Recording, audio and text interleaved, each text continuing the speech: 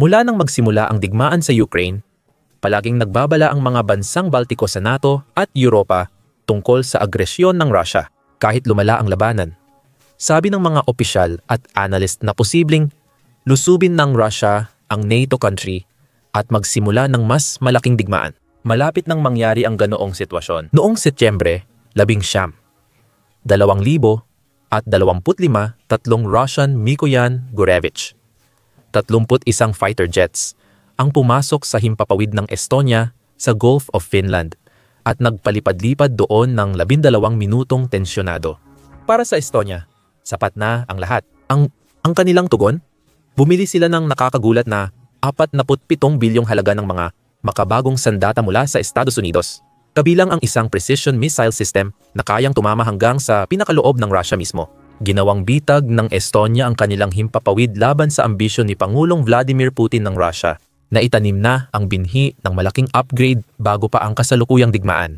Kaya, halukayin natin kung paano dahan-dahang ginawa ng Estonia ang sarili nito bilang isang muog laban sa agresyon ng Russia at kung ano ang ibig sabihin nito para sa mas malawak na relasyon ng NATO at Russia. Matagal nang umaasa ang mga estado ng Baltic sa Baltic Air Policing Mission ng NATO para sa depensa sa himpapawid. Walang sariling fighter jet ang Estonia, Latvia at Lithuania. Nagpapalitan ng pag-deploy ang mga kaalyado ng NATO para magpatrolya sa kanilang himpapawid.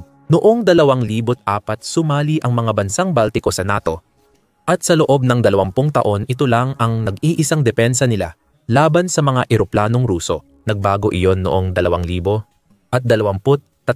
Noong Setyembre, pumirma ang Estonia at Latvia ng kontratang nagkakahalaga ng 400 milyong euro, dolyar, 464 na milyon, kasama ang Deal Defense ng Alemanya para sa Infrared Imaging System TAIL Thrust Vector Controlled SLM Medium Range Air Defense System. Pinakamalaking depensa na binili ng Estonia sa kasaysayan nito. Ang unang mga delivery ay dumating noong huling bahagi ng 2000 at 24 at pagsapit ng kalagitnaan ng 2025, maaabot na ng bagong Air Defense Wing ng Estonia ang operational capacity. Mula walang defensive systems, naging isa ang bansa sa may pinaka-komprehensibong disenyo sa mundo sa loob ng 18 buwan. Ang IRIS-T-SLM mismo ay makabagong teknolohiya na malawakan ng nasubukan laban sa mga banta mula sa Russia sa isa sa kakaunting mga larangan ng labanan na kayang magbigay ng napakaraming datos. Ukranya, mula noong huling bahagi ng 2022, ginagamit na ng mga puwersa ng Ukranya ang Infrared Imaging System TAIL Thrust Vector Controlled Systems para ipagtanggol ang kanilang sarili laban sa mga pag-atake ng missile ng Russia. Ayon sa ulat, halos 100% ang tagumpay ng baterya, sabi ni Helmut Rauch ng Deal Defense.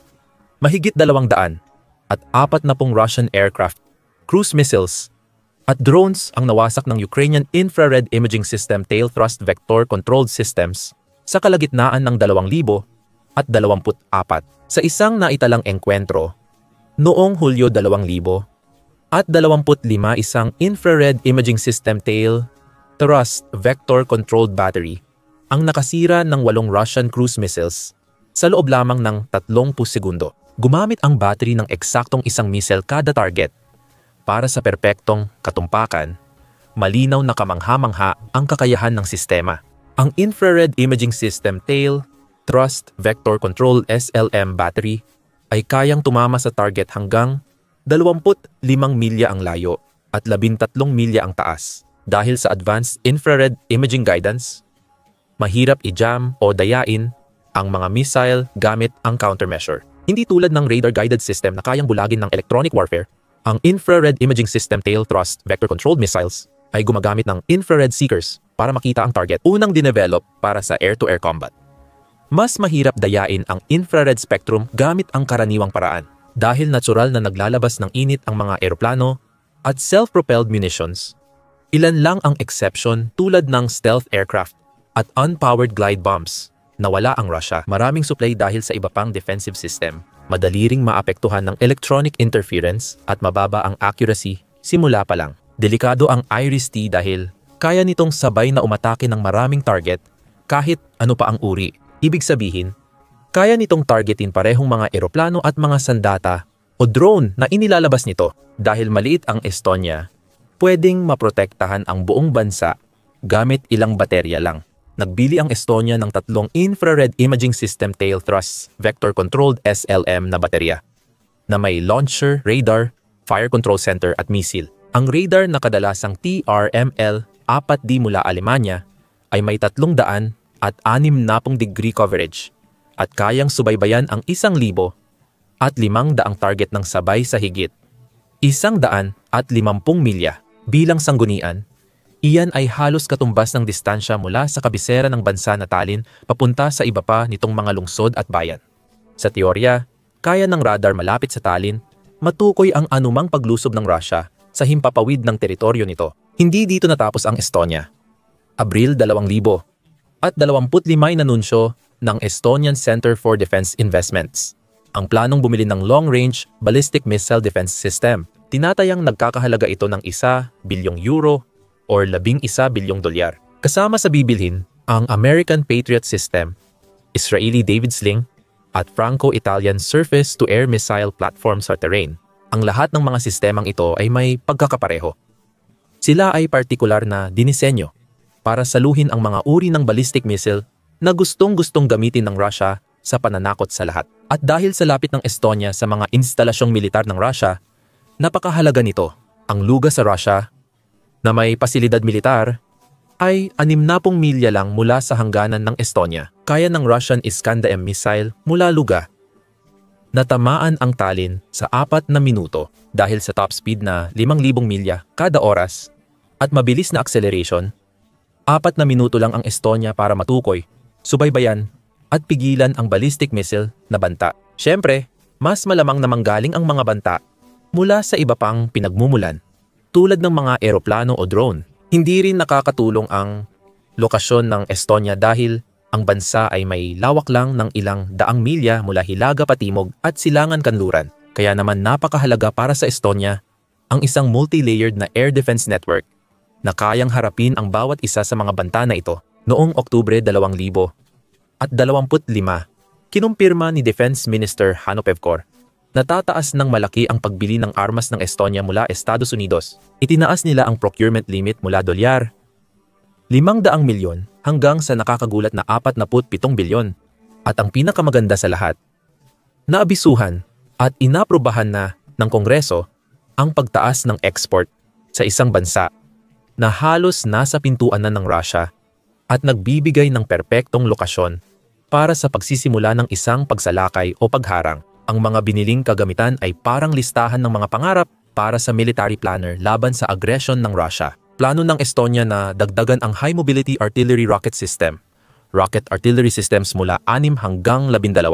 Dagdagan ang Army Tactical Missile System mula 18 naging 200. Kukuha rin ng bagong Precision Strike Missile System na dinedevelop pa. Isipin mo ang epekto nito sa estratehiya. Ang mga misil ng Army Tactical Missile System ay may abot na mga 200 milya sapat para maabot ang loob ng teritoryo ng Russia mula sa hangganan ng Estonia. Ang bagong Precision Strike missiles na dinedevelop ay inaasahang mas malayo at eksakto ang abot. Higit 315 milya. Malaking pag-unlad ito para sa armas ng Estonia kapag sinama sa dati nilang depensa. Lalong nahirapan ang Russia sa Estonia na napilitang gumastos ng marami sa tao at kagamitan. Alamat na ang High Mobility Artillery Rocket System sa Ukraine dahil ginamit ito sa pagsira ng imbakan ng bala, command post at sentro ng lohistika ng Russia sa likod ng linya ng labanan. Kayang magpaputok ng 6 na rocket sunod-sunod ang bawat launcher bago lumipat ng pwesto para iwasan ang putok ng kalaban. Napatunayang epektibo ang shoot and scoot at isa ito sa mahahalagang aral sa makabagong taktika na natutunan ng kanluraning analista mula sa karanasan ng Ukraine. Mas pinataas ng Army Tactical Missile System ang konseptong ito. Kayang abutin ng Army Tactical Missile System ang mga target sa hilagang kanlurang Russia mula Estonia sa layong 170 milya. Ang missile ay ginawa para sirain ang mga nakaparadang eroplano, bala, imbakan, anti-air na baterya, at pinatibay na target dahil ito sa likas na pagkakaiba sa disenyo ng missile at ulo-nulot ng pampasabog na laman nito. Ang M39 na orihinal na disenyo ay may daan-daang maliliit na bomba na kayang sumira ng malalambot at hindi pinatibay na estruktura na nagdudulot ng mas malawak na pinsala. Sa 2% failure rate, halos lahat ng maliliit na bomba ay matagumpay na sumasabog at nagdudulot ng malaking pinsala. Pagkatapos ay dumating ang unitary na disenyo na may isang malaking 500 libra na warhead na nilalayong gamitin ang kinetic energy nito para butasin ang unang mga layer ng armor. Pagkatapos ay sasabog para sa pinakamalaking pinsala sa mga pinatibay na target, mga sasakyang militar at mga gusali. Ang nakakagulat ay maaaring paboran pa ng pagiging malapit sa Russia ang Estonia, ang St. Petersburg, pangalawang pinakamalaking lungsod ng Russia at sentrong militar, ay mahalagang lifeline ng hilagang kanlurang Russia. Pinapakain nito ang Kola Peninsula na may mga sandatang nuclear at malamang na iba pang mga pasilidad militar.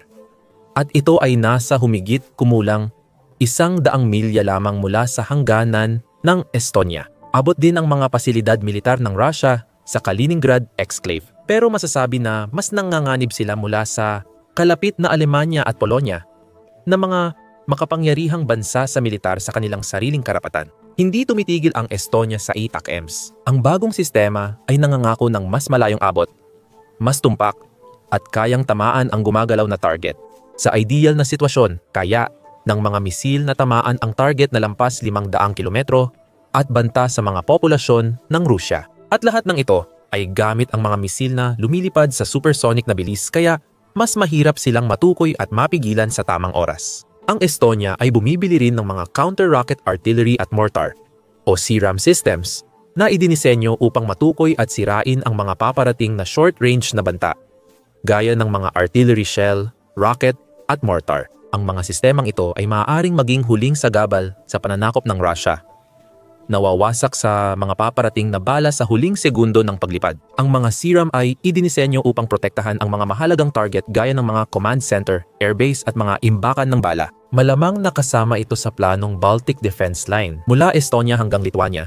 Ito ang magiging pinakamalaking sagot sa agresyon ng Russia sa rehiyon, kung saan mahigit 1,000 bunker ang itinatayo sa 3 Baltic na bansa, kasama na ang mga trindsera at mga daan para sa resupply. Kapag pinagsama sa mga anti-air defense, wala nang totoong target ang Russia na pwedeng tamaan sa loob ng Estonia. Gaganti ang Estonia sa pamamagitan ng pagsira sa mga papasok na puwersa o malalayong pag-atake para kontrolin ang opensiba ng Russia. Hindi nagtitipid ang Estonia ng gastos para mapigilan ang bansang may pinakamalaking potensyal sa industriya ng militar. Noong Hulyo 2025, inanunsyo ni Estonian Defense Minister Hanno Pevkur ang 10 bilyon na planong pamumuhunan sa depensa para 2026 hanggang 2029. Para sa perspektibo, ang gross domestic product ng Estonia ay nasa 38 bilyong euro o 44 na bilyong dolyar.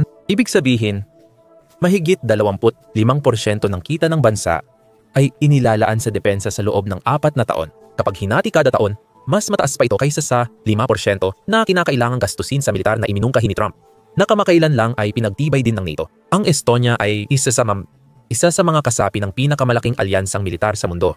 Mas malaki ang gastos ng NATO sa militar kaysa sa pinagsamang gastos ng ibang bansa sa mundo. At kasama na dyan ang katotohanang karamihan sa mga miyembro ay halos hindi pa naaabot ang 2% ng kanilang gross domestic product na kinakailangan hanggang nitong mga nakaraang taon lamang. Dahil sa panawagan ni Pangulong Donald Trump na taasan ng bilang at hiling ng ibang bansa ng kompromiso, posibleng itaas ng Germany, France, United Kingdom at Italy ang military budget nila hanggang 35% ng gross domestic product. Sa ganito, makakakuha ang NATO ng malaking pondo para sa pananaliksik at pagbili ng kagamitan. Sa mga nakaraang dekada, walang tigil ang trabaho ng NATO para pagsamahin ang mga miyembro nito sa isang network na nagbabahagi ng impormasyon sa real time at nagpapadala ng militar para ipagtanggol ang kapwa miyembro. Pebrero 2025, naglunsad ang NATO ng 2 bagong multinational na inisyatiba para sa depensa sa himpapawid. 15 kaalyado, kabilang ang Estonia, ay nangakong mag-develop ng mas epektibong solusyon laban sa mga mababang lipad na banta sa himpapawid. Ilalim ng 500 talampakan, ang parehong bansa ay naglunsad ng passive air surveillance, gaya ng pagtukoy ng ingay, para matukoy ang mga banta na di kayang makita ng tradisyonal na radar. Pag-isipan ang epekto nito sa estratehiya. Ang eroplanong Ruso na lalapit sa himpapawid ng Estonia ay haharap sa mas maraming pagtukoy at pagharang. Una, ang mga long-range radar system na naka-integrate sa pinagsamang air defense system ng NATO ay kayang makadetect ng mga eroplanong daan-daang milya ang layo. Ang radar network ng Estonia na kinokoordina ng Regional Airspace Surveillance Coordination Center sa Lithuania, ay nagbibigay ng real-time tracking data sa NATO Combined Air Operations Center sa Oidem, Alemanya. Pangalawa, habang lumalapit ang eroplano sa himpapawid ng Estonia, nakakandado dito ang Infrared Search and Track Radar System mula higit 75 milya at sinusubaybayan ang bawat galaw. Pangatlo, kung lalabag ang eroplano sa himpapawid ng Estonia, agad magpapalipad ng mga fighter jet ang NATO para salubungin ito. Malamang ito ay mga ikalimang henerasyong F-35 o advanced na ika-4 na henerasyong eroplano tulad ng Swedish Gripens na may mga missile na lampas visual range at sopistikadong electronic warfare system.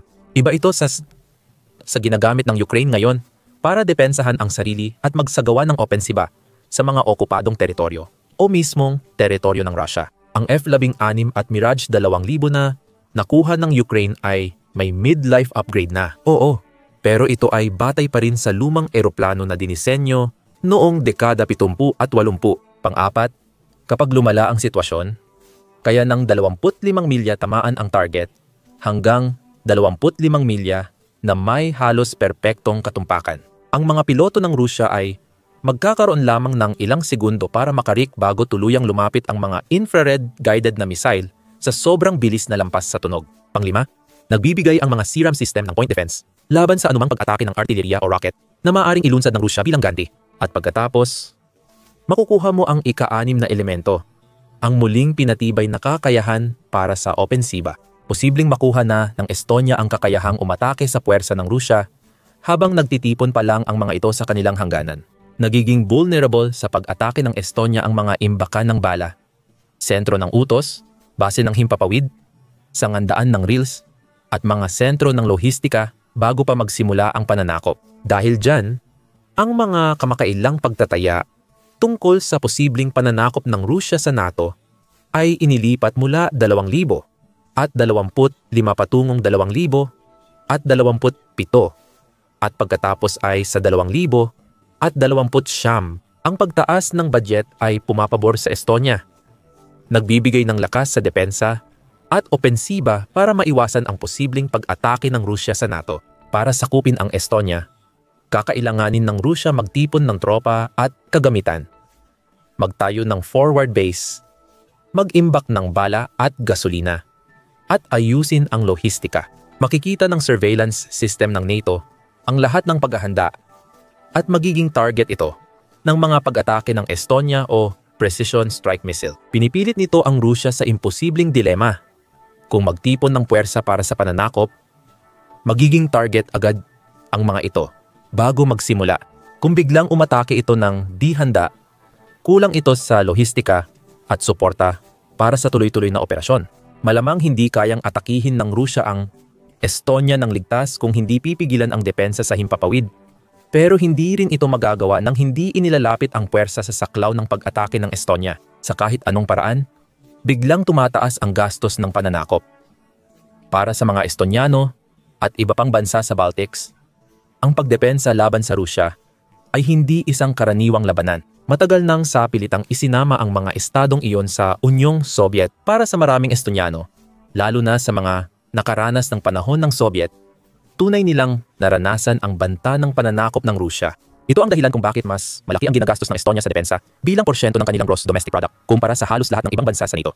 Ito rin ang dahilan kung bakit inaasahan na ang kalahati ng mga lalaking ipinanganak sa kahit anong taon ay magsisilbi sa militar. Bakit sumasali sa Defense League at nagsasanay maging sundalo ang mga nasa gitnang edad na nanay at tatay?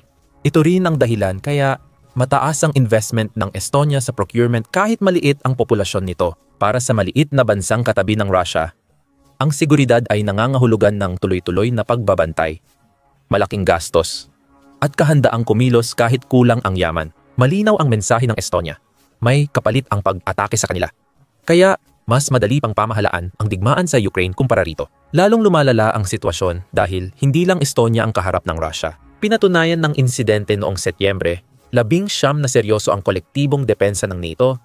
Hindi lang salita. Nang nilabag ng mga eroplanong Ruso ang himpapawid ng Estonia, agad tumugon ang mga fighter jet ng Italia. Sumali rin sa pagharang ang mga eroplanong Suweko at Finlandes. Ang utos ng NATO ang nagkoordina ng operasyon sa aktual na oras. Kung tumagal pa ang mga eroplanong Ruso, Baka ineskortan sila sa kalapit na NATO base at nagkaroon ng gulo. Alam ito ni Putin, kaya nililimitahan ng Russia ang sarili sa gray zone tactics na hindi nagpapagana ng Artikulo 5 paglabag sa airspace. Ang huling 12 minuto na iyon ay halos agresibong mga kilos na walang matinong tao ang papasok sa digmaan dahil dito. Magagamit ng Russia ang insidenteng ito para sa propaganda na magpapanggap na inatake sila habang may inosenteng ehersisyo sa sariling airspace. Nakakatawang isipin, inatake ni Putin ang Ukraine partly para pigilan ang paglawak ng NATO at ipakita ang lakas militar ng Russia. Sa halip, nagdulot ang digmaan ng pinakamalaking paglaki ng NATO sa mga dekada. Hindi pa nangyayari ang pagtaas ng gastos sa depensa ng Europa at pagbago ng bansang Baltiko mula panganib patungong matatag na depensa.